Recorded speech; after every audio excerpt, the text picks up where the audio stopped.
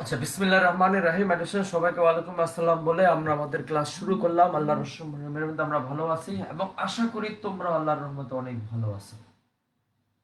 ঠিক আছে।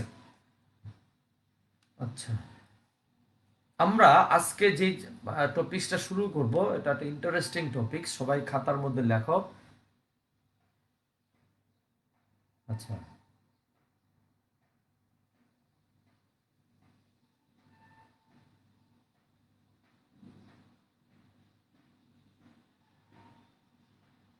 কি বললাম আমি কমেন্টসটা দেখতে পারলাম না বাজান, কি জানি।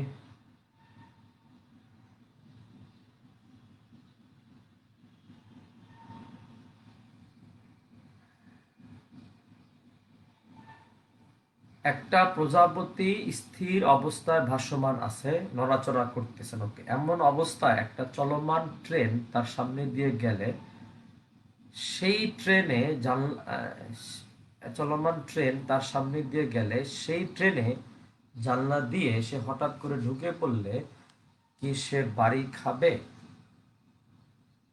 ট্রেনের সাথে খাইলো, কারণ আমার প্রশ্ন হলো একটা চলমান বস্তু, সেই চলমান বস্তুতে আমি যদি কোনো বস্তু চিন্তা করি তাহলে বুঝতে হবে ওই বস্তুর বেগ আর চলমান বস্তুর বেগ সমান, যদিও বস্তু ওখানে স্থির।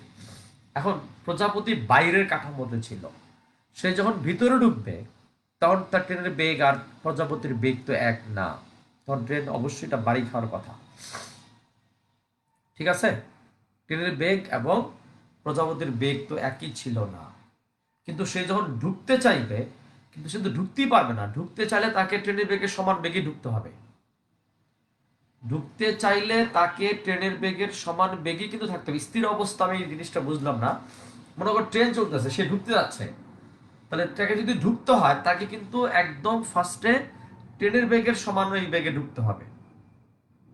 না, ফ্রাইডে তো আমরা ক্লাস নিই নাই, কারণ ওই যে অনেকে নাকি ইয়ে ছিল। আচ্ছা, সমস্যা নাই, আমরা শুরু করলাম। বাজান, আজকের দিনের প্রথম প্রশ্ন লেখো, কাল দীর্ঘায়ন কাকে বলে? দুরাও।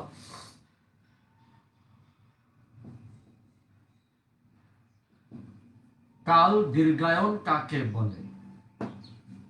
আজকের দিনের প্রথম প্রশ্ন হলো, কাল দীর্ঘায়ন কাকে বলে? তাড়াতাড়ি লেখো, কাল দীর্ঘায়ন কাকে বলে। তারপর একসাথে লিখবা, প্রমাণ করো যে T equal to T not one minus B square by কত বলতো? C square. টি সমান সমান টি নট ওয়ান মাইনাস কত বলতো? B square by C square. আমরা মনে হয় লিখতে পারছি।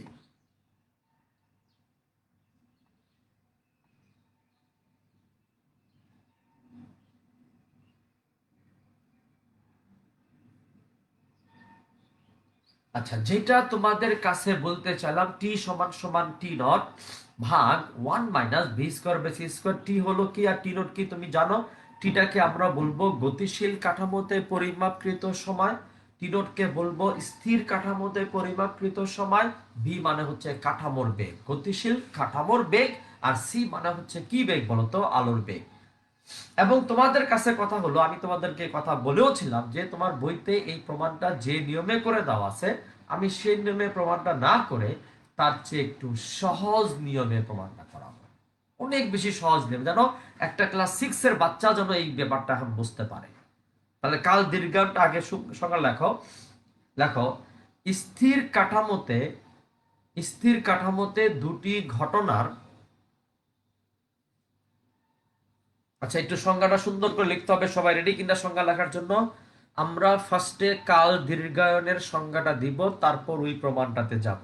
লেখো, স্থির কাঠামোতে পরিমাপকৃত দুটি ঘটনার মধ্যবর্তী সময় সময় অপেক্ষা স্থির কাঠামোতে পরিমাপকৃত স্থির কাঠামোতে পরিমাপকৃত দুইটি ঘটনার দুইটি ঘটনার মধ্যবর্তী সময় অপেক্ষা মধ্যবর্তী সময়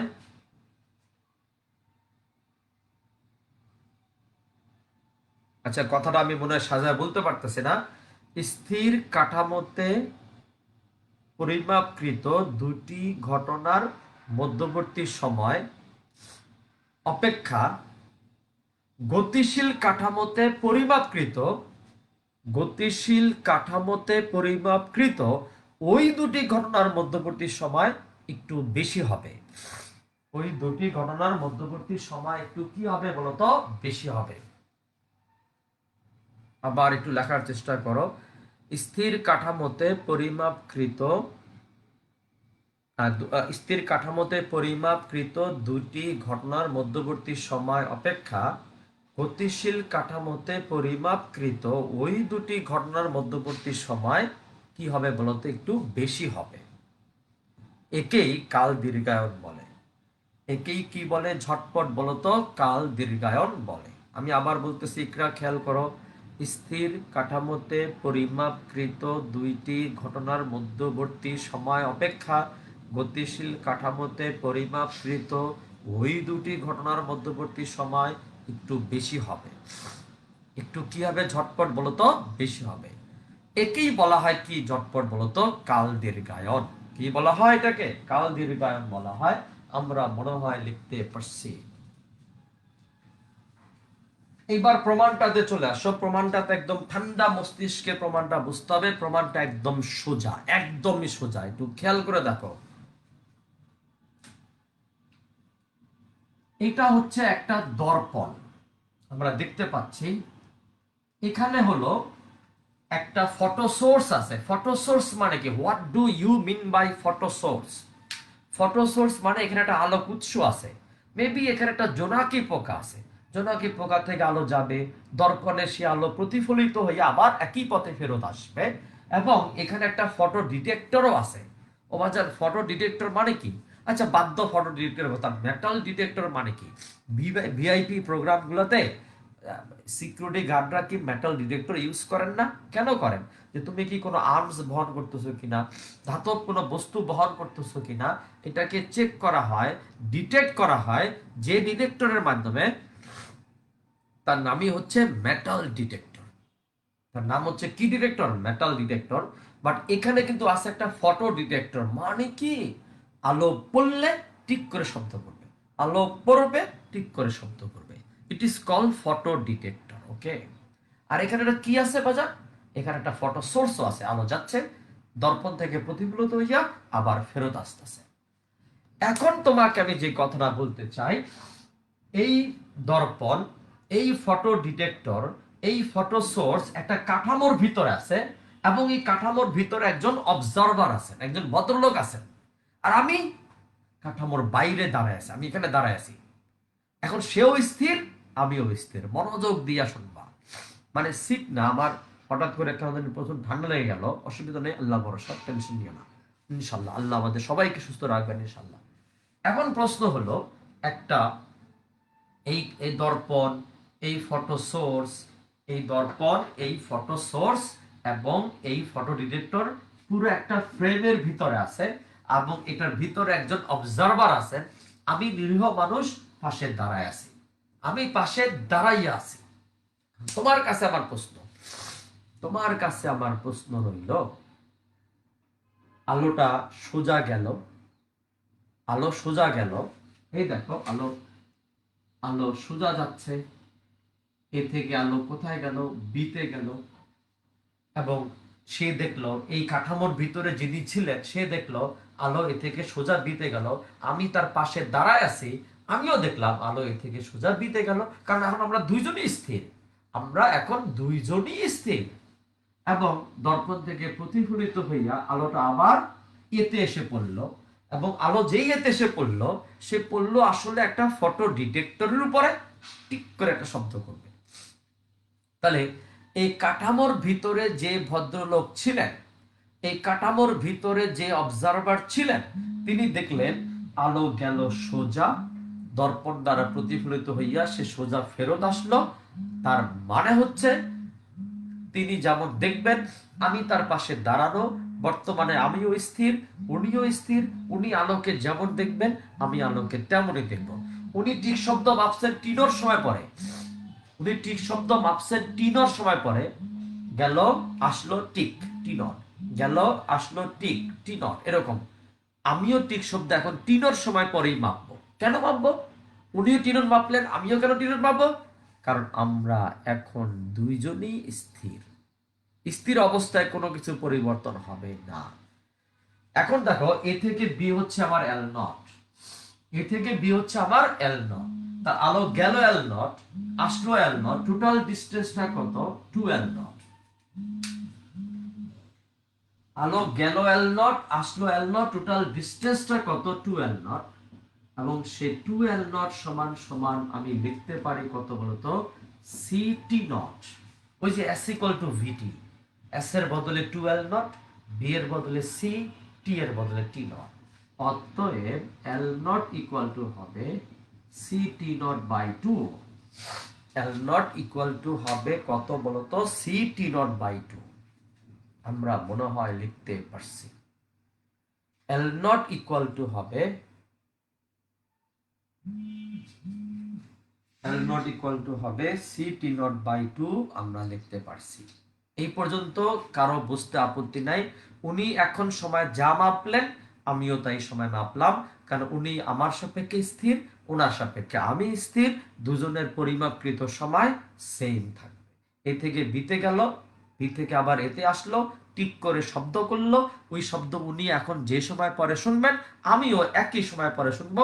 কারণ আবার বলি, আমরা দুজনই এখন কেমন আছি? স্থির আছি। ইয়েস। এখন কি করা হচ্ছে খেয়াল করো, আমি আগের মতোই স্থির আছি। এই কাঠামোটাকে, এই কাঠামোটাকে একটু খেয়াল করো, এই বরাবর বি বেগে পাঠানো হচ্ছে। এই কাঠামোটাকে ভদ্রলোক সহ, দর্পণ সহ, ফটো সোর্স সহ, ফটো ডিটেক্টর সহ, এটার ভিতরে যিনি অবজারভার ছিলেন ওনাকে সহ এই বরাবর পাঠানো হচ্ছে। আরে একটু খেয়াল করে শুনবা, তোমাকে তো খেয়ালটা করতে হবে। এখন এখন যেটা আমি তোমার কাছে বলতে চাচ্ছি সেটা হইল, তোমার কাছে আমি যে কথাটা এখন বলতে চাই সেটা হইল, বলো তো দেখি এবার একটু কমেন্টস কি আশা করতে পারি না? বলো, একটু কমেন্টসটা আশা করতে পারি।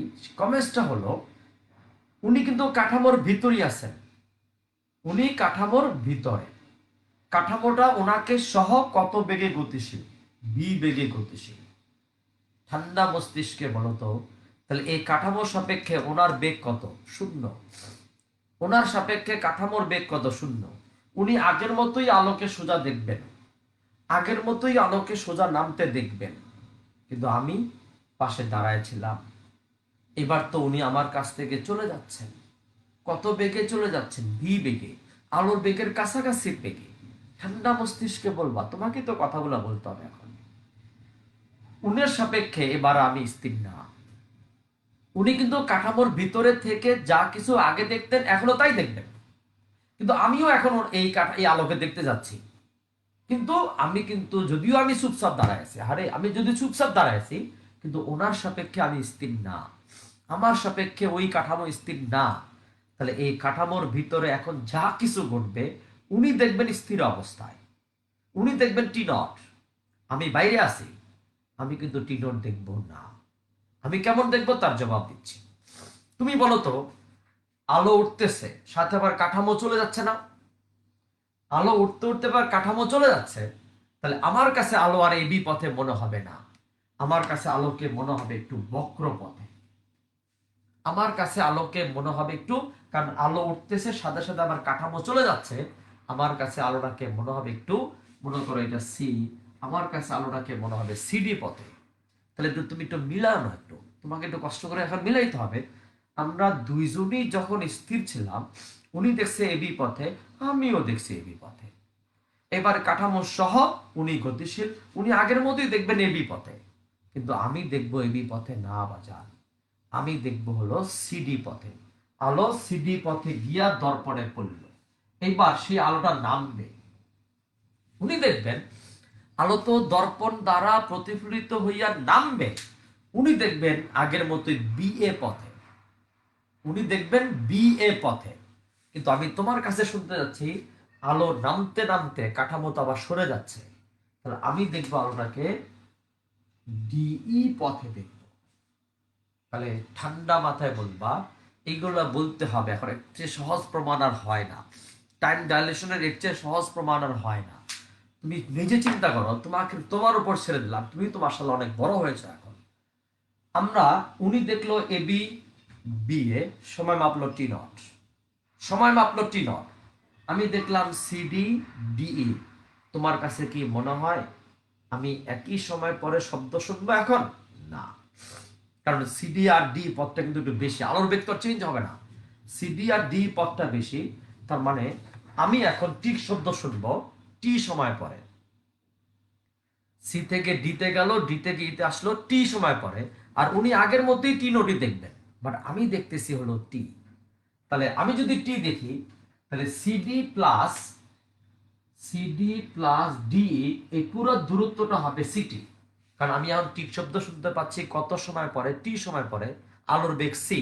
তাহলে সিডি দূরত্ব যোগ ডি দূরত্ব সমান সমান হবে সিটি। তাহলে তুমি বলো তো, তাহলে সিডি হবে কত? CT by two. ডিই হবে কত? CT by two. এবং তুমি তো বলবা, তুমি না বললে কে বলবে, এই দূরত্ব ডিএফ এটা আগের মতোই কি নট, এল নট। এবি আর ডিএফ টা একই হবে, এল নট। এবং এই পুরা বি থেকে, এই সি থেকে সে ইতে আসলো, এই বরাবর বেগটা কত ছিল কাঠামোর? ভি। তাহলে সি থেকে ই এর দূরত্ব হবে ভিটি। তাহলে তোমাদের কাছে বলতে যাচ্ছি, তাহলে সি থেকে এফ এর দূরত্ব হবে ভিটি বাই টু। একটু মানো কিনা দেখো, একটু তোমাকে কষ্ট করে মানতে হবে। সি থেকে এফ এর দূরত্ব হবে ভিটি বাই টু। এফ থেকে ই এর দূরত্ব হবে, এফ থেকে আবার ই এর দূরত্ব হবে ভিটি বাই টু। আর টোটাল ডিস্টেন্সটা হবে ভিটি। তাহলে একটু হলো সিটি বাই টু, একটু হলো সিটি বাই টু যোগ করে সিটি, একটু হলো ভিটি বাই টু, আবার একটু হলো ভিটি বাই টু, হয়ে গেল হয়।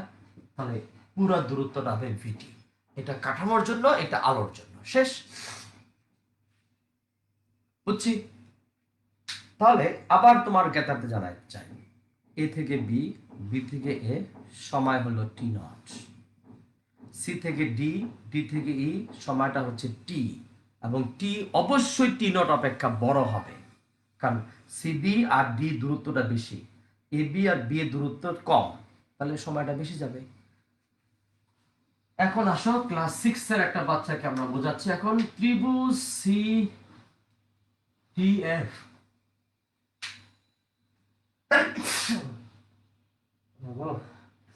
সিডিএফ হলো একটা সমকোণী ত্রিভুজ। সিডিএফ হচ্ছে একটা সমকোণী ত্রিভুজ, বোঝান।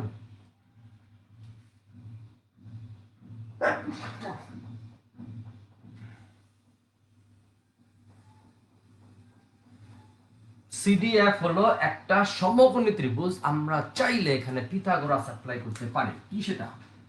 সিডি স্কয়ার সমান সমান DF square plus CF square.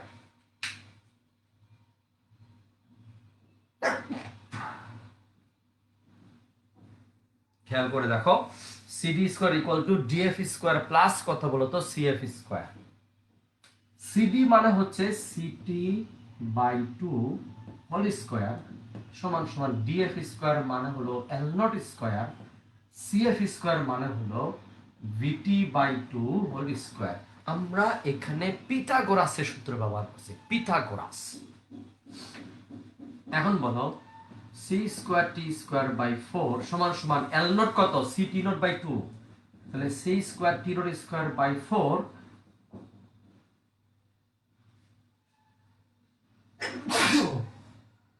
Plus কত বলতো? V square T square by four. Four four four কেটে যাবে, তাহলে C square T square equal to C square T not square plus V square T square. Four four four কেটে গেল, ঠিস ঠিস ঠিস। সি স্কয়ার টি নট, এই যে C square T square equal to C square T not square plus V square T square, বা C square T square minus V square T square equal to C square T not square, বা T square common নাও, C square minus V square C square T not square. অতএব T square equal to কি আসে বলতো, C square T not square divided by C square minus B square. এবার C square দ্বারা ভাগ করে দাও, সি স্কোয়ার ভাগ সি স্কোয়ার কত, টি not square divided by 1 minus B square by C square. T square equal to T not square ভাগ 1 minus B square by C square.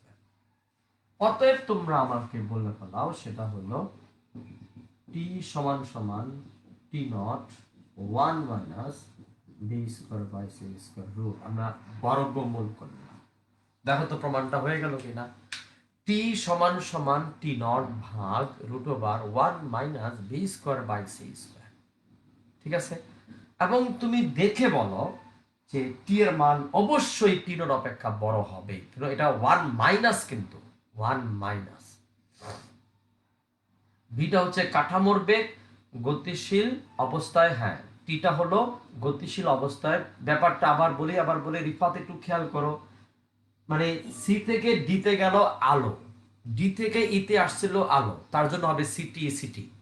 R C থেকে F এ গেছে এই বরাবর, যে সে গেছে আলো না কাঠামো, কাঠামো মানে কাঠামোর বেগটা তো ভি, তাহলে সি থেকে এখানে পৌঁছতে সময় লাগছে টি, এই বরাবর বেগ হলো ভি, তাহলে এই বরাবর দূরত্ব হবে ভিটি এস ইকুয়াল টু ভিটি। এবার দেখি তোমাদের জন্য একটা এমসিকিউ, এমসিকিউ না একটা পরীক্ষা, আমি কমেন্টসটা চাইবো। লাস্টের লাস্ট 2 লাইন বুঝি নাই, লাস্ট 2 লাইন মানে এটা। আচ্ছা কি করলাম দেখো তো, ফাতিহা একটু খেয়াল করো, এই 4 4 4 কেটে গেছে, C square T square equal to C square T not square plus B square T square. Okay, আমি বি স্কোয়ার টি স্কোয়ারটাকে বাম পাশে নিয়ে গেলাম, তাহলে C square T square minus B square T square মুছে ফেলছি, জায়গাটুকু মুছে ফেলছি রে বাজার, মুছে ফেলছি। এখানে হবে কি বলতো, এখানে হবে হলো C square T not square, মুছে ফেলছি বাবা, কিছু করার নাই। পরে এখান থেকে আমি টি স্কোয়ার কমন নিলাম, C square minus B square, আর এখানে আছে কত বলতো, আরে মুছে ফেলছিলাম রে। এখন আসো আমি নামাই দিচ্ছি, টি স্কোয়ার ইকুয়াল টু কত হবে, C square T not square ভাগ C square minus B square. এবার লবকে আমি সি স্কোয়ার দ্বারা ভাগ করলাম, হরকেও আমি সি স্কোয়ার দ্বারা ভাগ করলাম। এটাকে সি স্কোয়ার দ্বারা ভাগ করলে এল নটের জায়গায় কেন হলো আমি বলি, এ থেকে বি হলো এল নট, আবার বি থেকে এ হলো এল নট, তাহলে মোট দূরত্ব কত হলো 2 এল নট, আর এ থেকে বি, বি থেকে এ তে আসতে সময় হচ্ছে T naught, so 2 L naught equal to হবে সি টি নট। হ্যাঁ ঠিক আছে, এখন যেটা তোমাদেরকে আমি বলতে চাচ্ছি, তাহলে সি স্কোয়ার দ্বারা যদি ভাগ করি, তাহলে সি স্কোয়ার কেটে গেল, এটা হবে 1 minus B square by C square, তারপর বর্গমূল করলাম, টি সমান সমান পাইলাম, টি সমান সমান কি হলো বুঝতে পারছি। ওকে, এখন তোমার কাছে প্রশ্ন, দেখি জবাবটা কে দিতে পারে। আমি মনে করো তুমি যে রুমটার মধ্যে বসে ক্লাস করতেছো, সেই রুমের ভিতরে কাজটা হচ্ছে, রুমের ভিতরে কাজটা হচ্ছে, রুমের ভিতরে কাজটা হচ্ছে, আমি যে কি দিয়ে দেখাবো, হ্যাঁ পাইছি, পাইছি আমি। দেখো এটা হচ্ছে কলমের একটা ক্যাপ, তুমি রুমের মধ্যে আসো, খেয়াল করো রুমের মধ্যে তুমি আসো এবং তোমার এক বন্ধু, সে একটা স্পেসশিপ নিয়ে বসে আছে, মহাকাশ যানের ভিতরে বসে আছে। তুমি করোনাটা কি, এই বস্তুটাকে তুমি ফেলে দিলাম, বস্তুটাকে ফেলে দিলে ও কোথায় নামবে, নিচে নামবে। বস্তুটাকে ফেলে দিলে তুমি দেখবা ও নিচে নামতেছে, এবং উপর থেকে নিচে পড়তে সময় লাগলো মনে করো 10 সেকেন্ড। বুঝছো, কিন্তু আমাকে এক্সাম্পল অ্যান্সার দিতে হবে, কিন্তু তুমি কি কি আপেক্ষিকতা বুঝছো, কি রিলেটিভিটি বুঝছো, কি টাইম ডাইলেশন তুমি বুঝছো, তার প্রমাণ চাচ্ছি এখন আমি। তুমি কলমের মুখটাকে রুমের ভিতরে ফেলে দিলা, কলমের মুখটা মানে ক্যাপ এখান থেকে মাটিতে পড়তে সময় লাগছে 10 সেকেন্ড, কথার কথা। এরই মধ্যে তুমি ছেড়ে দেওয়ার সাথে সাথে তোমার বন্ধু মহাকাশ যানে করে আলোর বেগে চলে গেল, আলোর বেগে চলে গেল, কথা শুনো কিন্তু, মহাকাশ যানে করে আলোর বেগে চলে গেল, এবং সে আসলো 100 বছর পরে। বলো, এসে সে কলমের ক্যাপটাকে কেমন দেখবে? আমার কথাটা বুঝতে হবে, আবার বলি, একটা মারাত্মক জিনিস, ডেঞ্জারাস জিনিস। আমাদের নবীজি বলেছিলেন যে আমি এসে দেখলাম 27 বছর পর এসে দেখলাম উজুর পানি তখনও গড়াইয়া চলতেছে। অনেকে এটাকে বিশ্বাস করতে চায় নাই তারা বিশ্বাস করতে। কিন্তু তুমি এখন আমার এই প্রশ্নের জবাব দাও। এই প্রশ্নের মধ্যেই ওই ঘটনা আছে। আমি কলমের ক্যাপটাকে ফেলে দিলাম, কলমের ক্যাপটা নিচে নামতেছে সোজা, ভার্টিক্যালি, একদম উলম্ব ভাবে নিচে নামবে। ফাইন, নামো। এবং নামতে তার সময় লাগলো 10 সেকেন্ড। ইট নিডস 10 সেকেন্ড, সময় লাগলো 10 সেকেন্ড। এর মধ্যে তোমার বন্ধু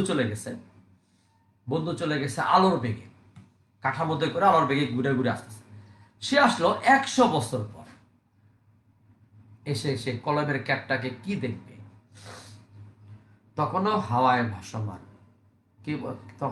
ভাসমান। কে বলল? কোথায় গেল? হ্যাঁ, রবি জাহেদা বলল হাওয়ায় ভাসমান, টাইম স্ট্যাটিক। সেম স্টেটে মাসুদুর রহমান বলতেছিল, রিন্তি বলতেছিল পড়তেছেই দেখবে। ইয়াস, সে এসে দেখবে 100 বছর পর এসে দেখবে কলমের ক্যাপ তখনও পড়তেছে। খোদা, স্যার 100 বছর পর এসে দেখবে কলমের ক্যাপ তখনও পড়তেছে? হ্যাঁ, তখনও পড়তেছে। তুমি প্রমাণ দেখো না, আমি তোমাকে প্রমাণ দেখতে বলতেছি। আমি তো বলছি না, তুই প্রমাণ দেখো। টি সমান সমান T not 1 minus B square by C square root. কলমের ক্যাপটা উপর থেকে নিচে পড়তে সময় লাগবে 10 সেকেন্ড। এই 10 সেকেন্ড কে দেখেছে? তুমি দেখেছো তোমার রোমে বসে। রোম সাপেক্ষে তুমি স্থির, তোমার সাপেক্ষে রোম স্থির। তা তোমার পরিমাপ কিন্তু 10 সেকেন্ড হচ্ছে টি নট।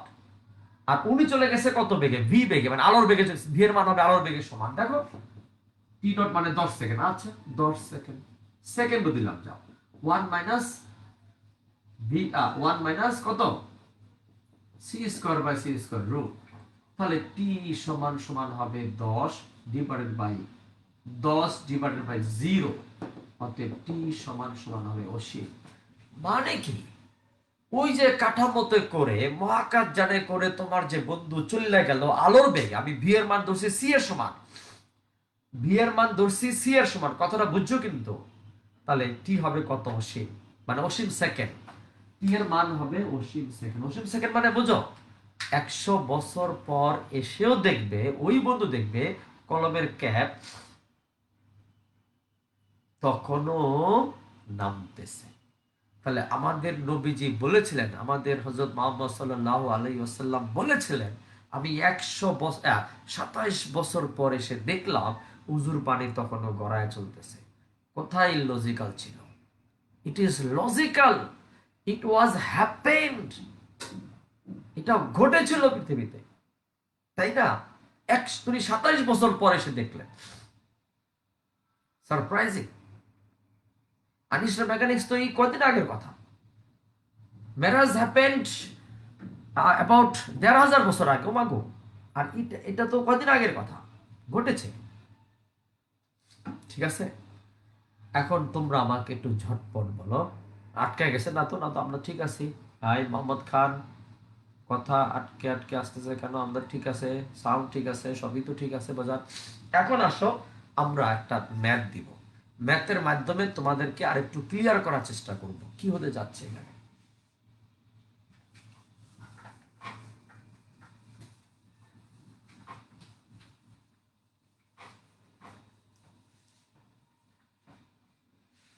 তোমরা আমাকে একটু ঝটপট বলো তো দেখি বাজান, তোমাকে তো কথাগুলো বলতে হবে। সেটা হলো, এটা হলো যে doctor house, DS, doctor house. এটা হচ্ছে ক্লিনিক, একটা হলো হাসপাতাল। ক্লিনিক আছে এখানে। ডক্টর হাউস থেকে দূরত্ব হলো 200 কিলোমিটার। কথাটা খেয়াল করো, ডক্টর হাউস থেকে হাসপাতালের দূরত্ব হলো 200 কিলোমিটার। একজন রোগী হাসপাতালে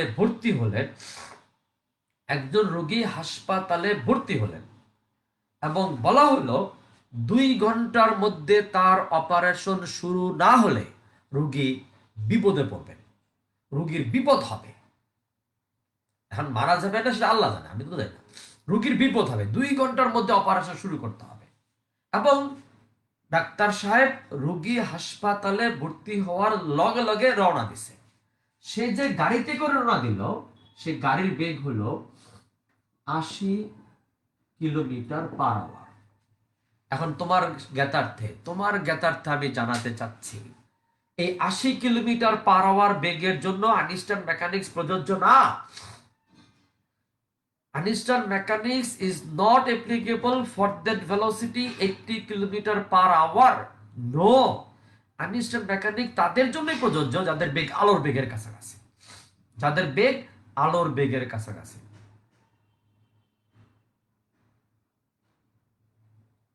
আচ্ছা, এটা নিয়ে পরে কত মাহফুজ, আমরা পরে জবাব দিব। এখন আমি এই জন্য করলাম নাকি, আমিও চালাকি করলাম, আমি ধরে নিলাম যে আলোর বেগ সি হলো 100 কিলোমিটার/আওয়ার। আমি আলোর বেগটা কমায় ধরছি তোমাদেরকে বোঝানোর জন্য শুধু, আরে তোমাদেরকে শুধু বোঝানোর জন্য, কারণ এই 80 কিলোমিটার/আওয়ার বেগের জন্য Einstein mechanics is not applicable. আমি ধরলাম ডাক্তার সাহেব গাড়িতে করে রওনা দিয়েছেন, সেই গাড়ির বেগ হলো 80 কিলোমিটার/আওয়ার বেগ। ওই স্থানে ওই অঞ্চলটাতে আলোর বেগ ছিল 100, ওটাও কমাই দিছি, এটাও কমাই দিছি তোমাদেরকে অঙ্কটা বোঝানোর জন্য। আর এখান থেকে এই জায়গার দূরত্ব কত? 200 কিলোমিটার। বলা হচ্ছে 2 ঘন্টার মধ্যে যদি অপারেশন শুরু না হয় রোগীর বিপদ হবে। Anyhow operation must be started by 2 hours. এর মধ্যে অপারেশন শুরু করতে হবে, এবং রোগী ভর্তি হওয়ার সাথে সাথে ডাক্তার সাহেব রওনা দিছে। তাহলে কি ব্যাপারটা এমন হবে ডাক্তার আসিবার পূর্বেই রোগী মারা গেল? ছোটবেলায় আরে কি স্যাররা পড়াইছে, ও মাই স্যালুট স্যার, কি পড়াইছেন আপনারা। ডাক্তার আসিবার পূর্বেই রোগী মারা গেল, আবার বলছে ডাক্তার আসিবার পরে রোগী মারা গেল। তাহলে ট্রান্সলেশনটা 2 রকম হবে। চিন্তা করে দেখো, তাহলে কি স্যার ওইটি হতে যাচ্ছে ডাক্তার আসিবার পূর্বে রোগী শেষ হয়ে গেল, ওইটি হতে যাচ্ছে না। বাঁচানোর মালিক Allah. God will save us, Allah will save us, Allah will save that patient. আমরা একটু উসিলা মাত্র। দেখি তো ডাক্তার সাহেব দিয়ে কি করা যায়, দেখি তো রোগীটাকে একটু বিপদ থেকে বাঁচানো যায় কিনা। এখান থেকে এই জায়গার দূরত্ব হলো 200 কিলোমিটার, ডাক্তার যাচ্ছে 80 কিলোমিটার/আওয়ার বেগে। আমি যদি নিউটনিয়ান মেকানিক্স ফলো করি, তাহলে S = VT, T সমান হবে S/B, S = 200, B = 80। ঠাসঠুস করে বলে ফেলাও T এর মানটা কত আসে। 200/80, কোথায়? 2.5।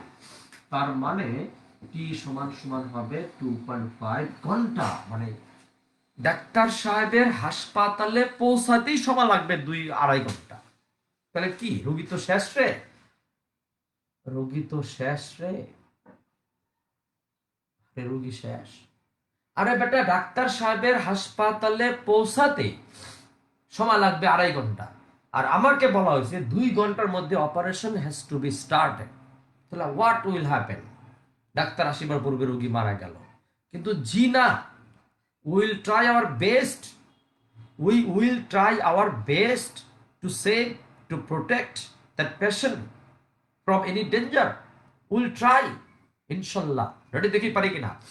এখন বলো তো, S = VT, this formula has come from Newton. It is Newtonian mechanics. কিন্তু তুমি ঠান্ডা মাথায় শোনো, ঠান্ডা মাথায় শোনো। রোগী, ডাক্তার সাহেব গাড়ির ভিতরে, ডাক্তার সাহেব গাড়ির ভিতরে, মনোযোগ দিয়ে শুনবা। ডাক্তার সাহেব সাপেক্ষে গাড়ির বেগ,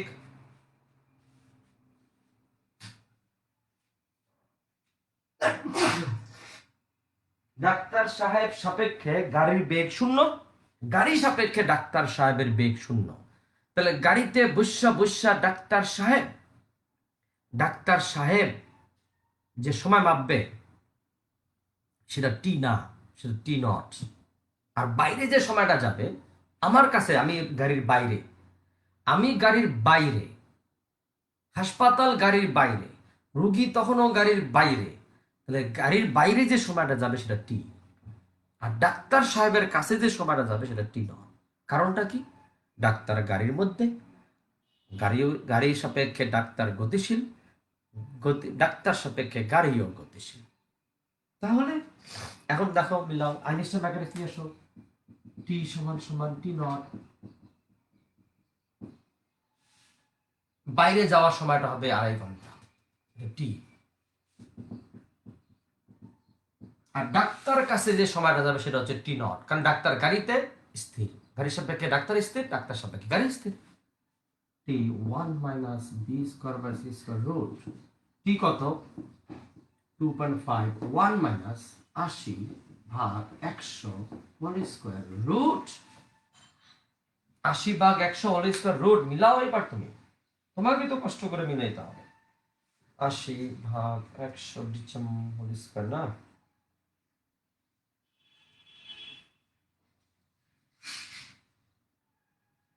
পয়েন্ট 6, তার মানে 80 হলো 2.5 ইন্টু 0.6, কত আসে?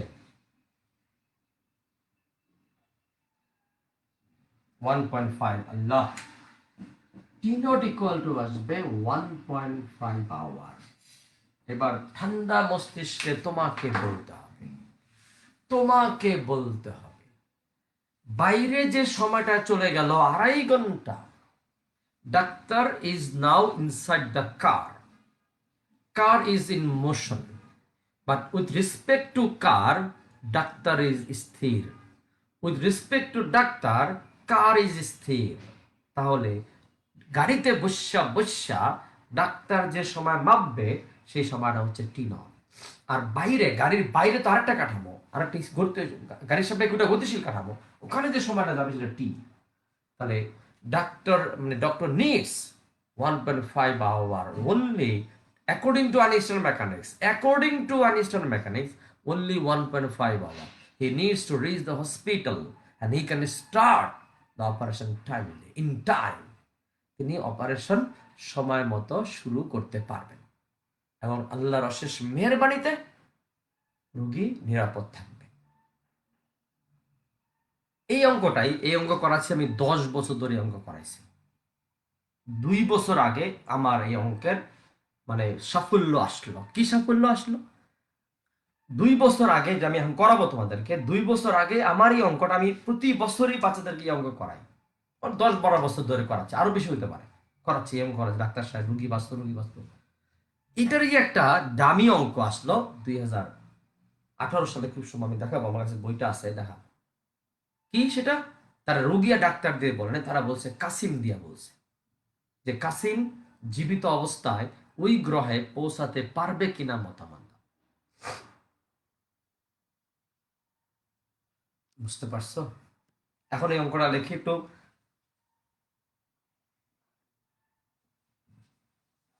আচ্ছা, মানে কি স্যার আবার বলেন, মানে বুঝলাম না। আমার প্রশ্ন হলো, একটু খেয়াল করো, বাইরে গাড়ির, ডাক্তার সাহেব তো গাড়ির ভিতরে, এবং গাড়ির সাপেক্ষে ডাক্তার স্থির, ডাক্তার সাপেক্ষে গাড়ি স্থির। ডাক্তার সাহেব গাড়িতে বসে, ডাক্তার সাহেব দেখবে ঘটে এমন, ডাক্তার সাহেব গাড়িতে বসে যে সময়টা মাপবে সেটা হচ্ছে টি নট, আর গাড়ির বাইরে যে সময়টা যাবে সেটা হচ্ছে টি।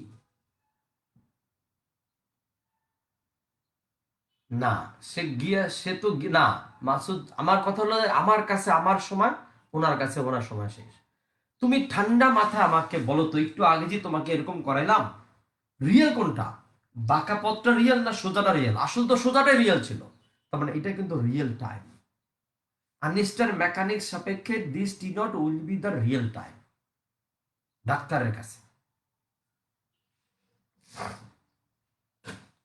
আচ্ছা, এইবার চলে আসো আমাদের একটা কাসিমের ম্যাটটা না করলে পারতেছি না আমি, কাসিমের ম্যাটটা ছবি এঁকে করাবো। যে অনেক কথাবার্তা লেখা আছে, এত কথাবার্তা লিখতে পারবো না আমি, সরি। কাসিমের ম্যাটটা আমি ছবি এঁকে করাতে যাচ্ছি।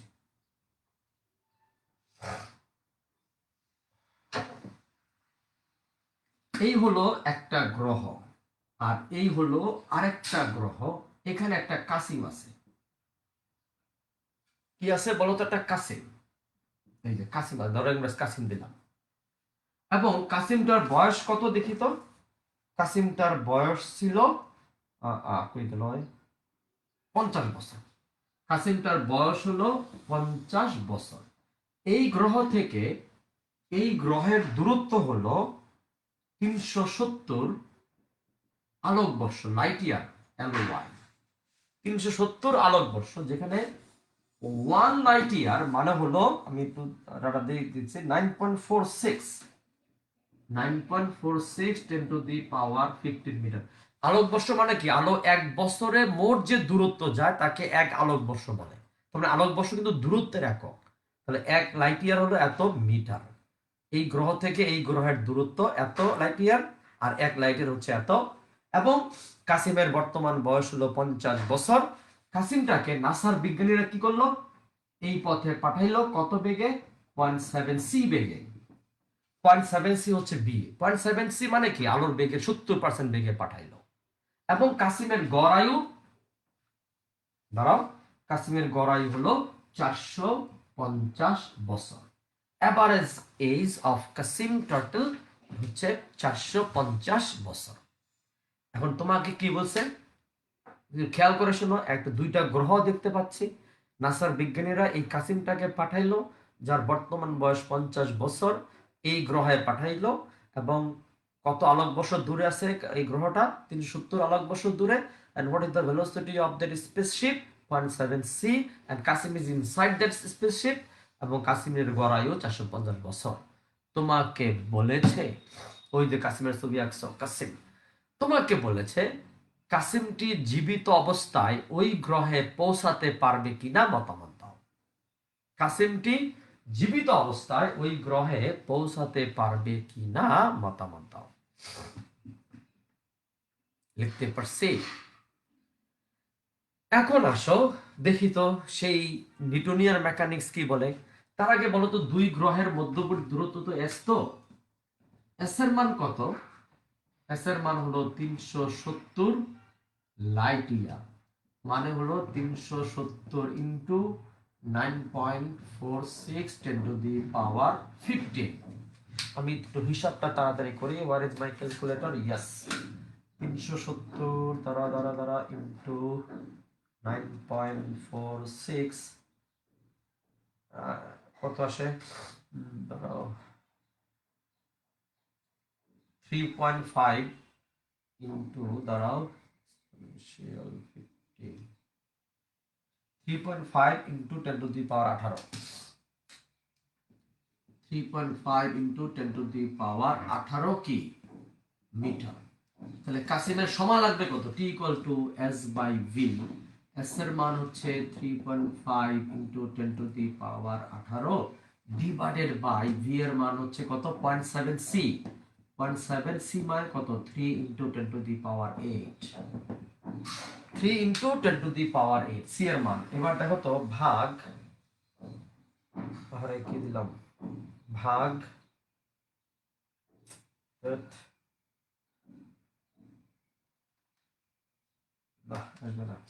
3.5 এক্সপোনেনশিয়াল 18 ভাগ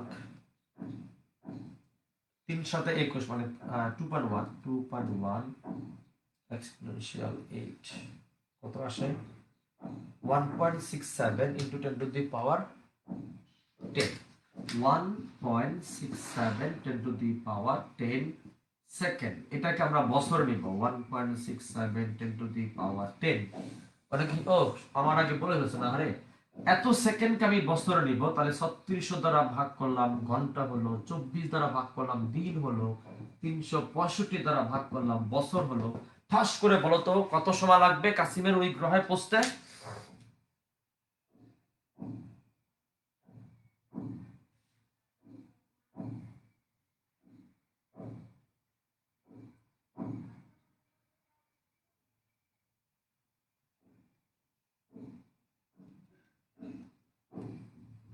পাঁচশো 28.49 মানে 5 লিখতে পারি।